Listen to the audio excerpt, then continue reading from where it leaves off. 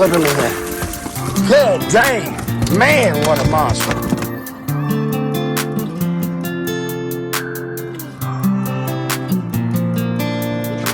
Good job, Xavier.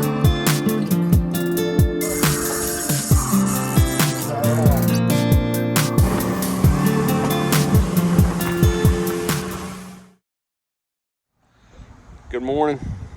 Hey, we're out here at the property today. We've got a little bit of an issue. We've got a busted water line.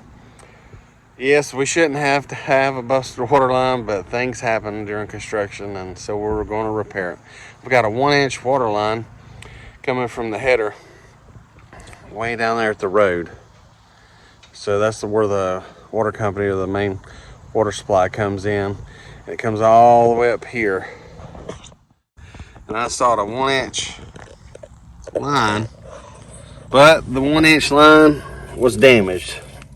Unfortunately, my grader, or not my grader, but my concrete guy, he accidentally hit it. I had some conduit stubbed up for the inspector to be able to slide his tape measure down through, and you can see where those blocks are.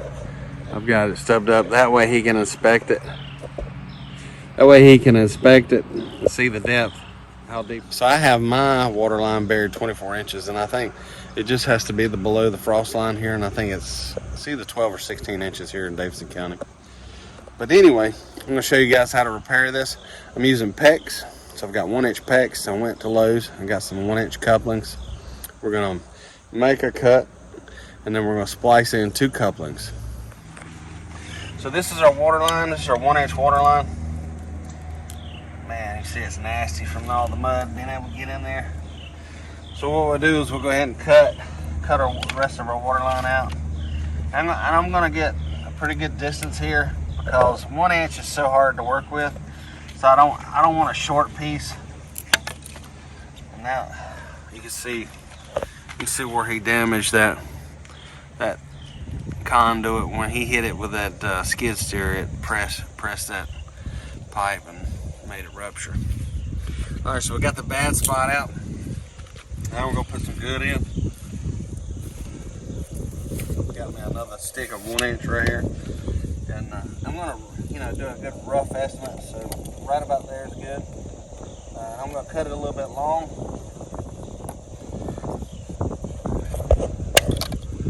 So it's a little bit longer than I need, and then I'm gonna crimp my couplings on right here. So I've got my crimper. I've got a 1-inch crimper. Here's my rings.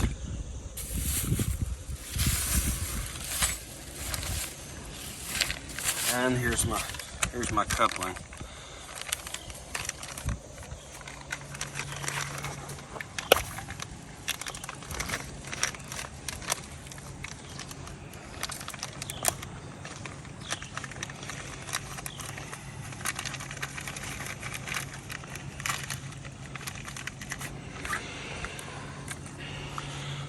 So there's the coupling. You can see the coupling just slides down in there. But a lot of times you want to go ahead and put that ring on first, but here it doesn't matter because I've got open ends. Grab me a 1-inch ring out.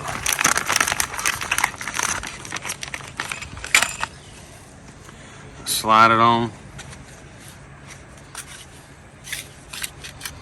And you want to come up to about 1/8 of an inch from the end. About right there. And then you're going to crimp it down. Why? You want to hold it for me? Yeah. All right, you got to hold it still. Okay. Open up the jaws. Does that pop off? Yeah, that's Papa. Well, that's not pop off.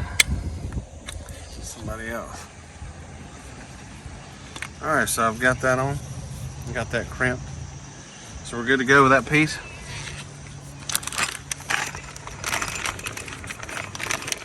And Ethan, if you would you go down there and open the water line? We're going to flush that out real quick, and then. All right, that's good. All right, we got the dirt flushed out. Now we can hook it up. All right, we've got that one end flushed out. Now we're going to install our second piece, or I'm gonna install the one end. But first, we want to put that ring on. Don't want to forget that.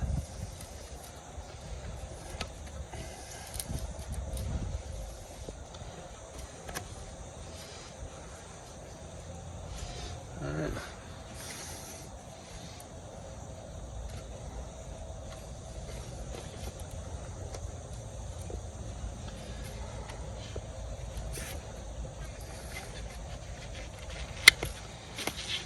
We got a good crimp. Then we're gonna grab another coupling. And don't do this in your Crocs. This is not the job you want to be doing in your Crocs.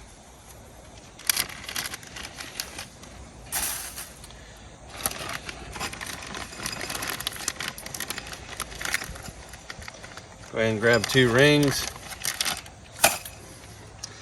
Alright, so you guys may notice I've got a conduit pipe right here. This is for my fiber, which I'm going to have cameras down there. So it wasn't damaged, so I'm very thankful for that. So here's where you're going to want to trim. And it looks like we need to trim about 1 inch off.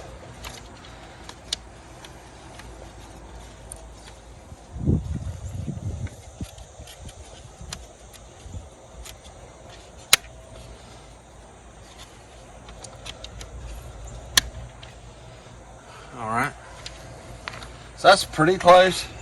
There's going to be a little bit of flex in it, so don't get too aggressive with it, because you'd rather have it longer than too short.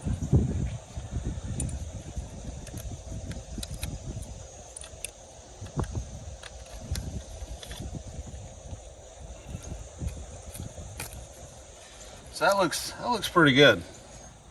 So we're going to go ahead and crimp everything down. You want to set the distance for the rings, and then crimp them down. And then we'll do a leak check to make sure everything held.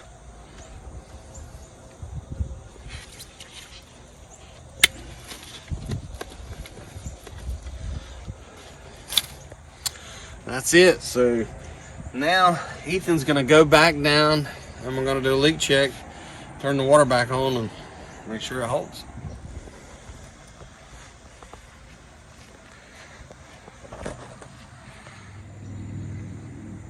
Okay, Ethan, go ahead and cut it on.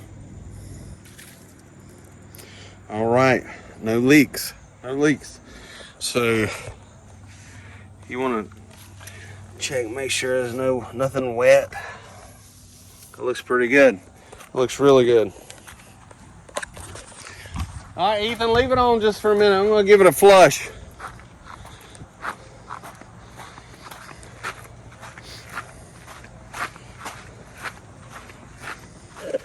It's probably gonna be pretty dirty.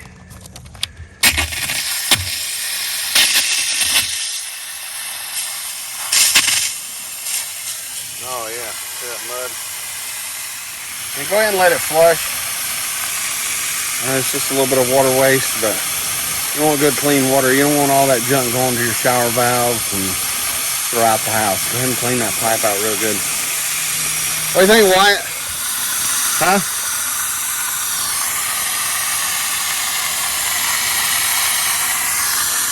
Ooh, man, that feels good.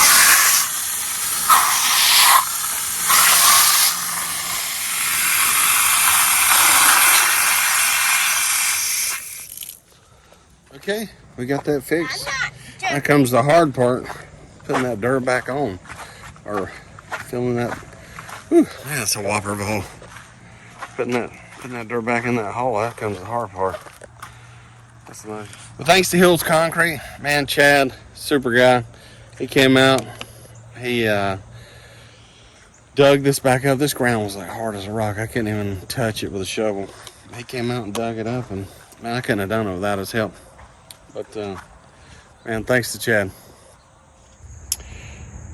You know, after we fixed this water leak, I couldn't help but think of scripture. And the reason I thought of that was, if you guys could have seen this water leak initially, I mean, before we dug it up and uncovered it, I had my son go down there and we tested it out. and the water just, erupted through the ground. It just made a way out of that 2-foot depth and just rose to the surface. You couldn't help but notice it. It was so evident, and we knew where to mark it. In John 1:5, it almost says that same thing. And the light shines in the darkness, and the darkness did not understand it. The other morning, me and my son, we sat down, and that was like the daily verse for YouVersion Bible. And I began to explain to my son what that meant, what Jesus was talking about. He said, and the light shines in the darkness, but the darkness did not understand it. That's so profound because, as a believer in Christ, we just don't talk the talk, we walk the walk. And so that light, which is not generated by our own doing, but is generated through obedience in Christ, that light that He's provided, that scripture, that truth is profound. And when we become obedient to His word and what He says, He shines through us. It's not about us and what we've done, but what He's done. And for a non-believer that's not a believer in Christ, that light is still shown, but unbelievers just don't understand it. That's what it means by the darkness, because you're either for or you're against Christ. And for you guys that don't know Christ, I beg you that, you come to know Him as your Lord and Savior, and that you repent and turn to Him. That means to turn from sin. Stop doing those things that were wrong. And the only way you can do that is by reading and studying His word, because once that word starts resonating in your life, which the word, the Bible, those scriptures start resonating in your life, you can't help but change, because the Holy Spirit just convicts you. And you realize that, you want to be obedient to the Father, because you know how much He loves you. And you know that, hey, in the beginning you might have not have known, you might be that babe, but He wants the very best for you. And so just like this water line, how it erupted through the ground, a lot of people might not understand what that meant. But to me, it was profound. I knew that, hey, I've got a busted water line. And it was just so evident. And that's so relevant to Scripture or a believer in Christ, because when you start not only talking the talk, but walking the walk, and that means life change, repenting in the areas that you've been disobedient to Christ, but you've started to change and understand who God is and His Word, and you started applying that to your life. People take notice of that change, and it's the light that's shining through you. And I hope that makes sense to you, but I just thought that was so cool with this water line and how relevant it was to Scripture. But thanks again for watching One Body Fishing, and next time I hope we see you on the water.